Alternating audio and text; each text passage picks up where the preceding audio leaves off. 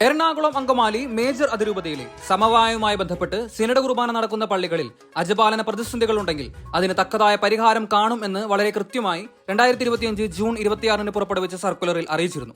അതനുസരിച്ച് സിനഡ് കുർബാന നടത്തിപ്പോന്നിരുന്ന 7 പള്ളികളെയാണ് പരിഗണിച്ചിരുന്നത്. എന്നാൽ 8ാമതായി വളരെ അടുത്ത് ഉദയംപേരൂർ പള്ളി ഉദയം ചെയ്തിരിക്കുന്നു. ഈ ഇടവക സിനഡ് കുർബാന ചൊല്ലുന്നു എന്ന് പറയുന്ന പള്ളികളുടെ ഭാഗമാക്കാൻ ശ്രമിക്കുന്നു. എന്നാൽ അത് തികച്ചും അസാധ്യമാണ്. കാരണം ഈ സംഭവങ്ങൾക്ക് ശേഷം കഴിഞ്ഞ 2 മാസങ്ങൾക്ക് ശേഷം ട്രാൻസ്ഫറായി വന്ന വൈദികനാണ് ഇവിടെ തന്നിഷ്ടപ്രകാരം സിനഡ് കുർബാന അർപ്പിക്കുന്നത്.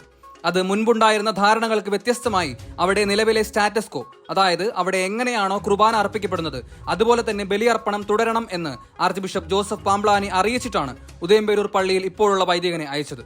എന്നാൽ മേജർ ആർച്ച് ബിഷപ്പിന്റെ വികാരി ആർച്ച് ബിഷപ്പ് ജോസഫ് പാംബ്ലാനിയുടെ ഉത്തരവ് വരെ ലംഘിച്ചിട്ടാണ് തന്നിഷ്ടപ്രകാരം ഇപ്പോൾ ഉദയംപേരൂർ പള്ളിയിൽ സിനഡ് കുർബാന അർപ്പിച്ചു പോരുന്നത്. അതുകൊണ്ട് തന്നെ ഇടവക സമൂഹം വളരെ കൃത്യമായ നിലപാടുമായി ഈ വൈദികനെ കാണാൻ ശ്രമിച്ചപ്പോഴെല്ലാം വൈദികൻ തന്റേതായ തീരുമാനപ്രകാരം ഇടവക സമൂഹത്തെ ഗൗനിക്കാതെ ഇവർക്കെതിരെ അസഭ്യവർഷം ഉതിർക്കുകയും ആളുകളെ ദ്രോഹിക്കുകയും ഗുണ്ടകളെ വിട്ട് മർദ്ദിക്കാൻ ശ്രമിക്കുകയും ചെയ്തതുകൊണ്ട് ഇടവക സമൂഹം പലപ്പോഴായി പിന്തിരിഞ്ഞിരുന്നു. കഴിഞ്ഞയാഴ്ച പോലീസിന്റെ സാന്നിധ്യത്തിൽ ഇതേ കാര്യത്തിൽ വൈദികനെ കാണുകയും കാര്യങ്ങൾ ഉന്നയിക്കുകയും ചെയ്തിരുന്നു. അന്ന് വൈദികൻ പറഞ്ഞത് സർക്കുലർ വന്നതിന് ശേഷം തക്കതായ നടപടി ഉണ്ടാകും എന്നാണ് അറിയിച്ചിരുന്നത്. സർക്കുലർ വന്നു എങ്കിലും ഒരു നടപടിയും പ്രസ്തുത വൈദികന്റെ ഭാഗത്തു നിന്നും ഉണ്ടായില്ല.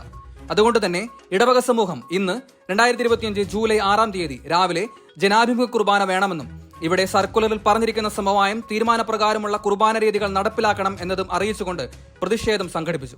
ഇടവക സമൂഹത്തിലെ ഭൂരിപക്ഷം പേരും ഈ വിഷയവുമായി ബന്ധപ്പെട്ട് ഇടവക വിശ്വാസികളുടെ ഒപ്പുശേഖരണം നടത്തി നിവേദനം കൂരിയയ്ക്ക് സമർപ്പിച്ചിട്ടുണ്ട്. ആർച്ച് ബിഷപ്പ് ജോസഫ് പാംബ്ലാനിക്കും സമർപ്പിച്ചിട്ടുണ്ട്.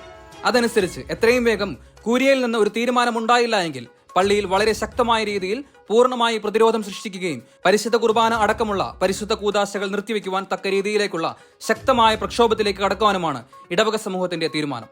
സമവായം അനുസരിച്ചുള്ള രീതിയിൽ പരിശുദ്ധ ബലി അർപ്പിക്കുവാൻ വൈദികൻ തയ്യാറായാൽ സമരം പിൻവലിക്കുവാൻ തയ്യാറാണെന്നും വിശ്വാസികൾ അറിയിച്ചു.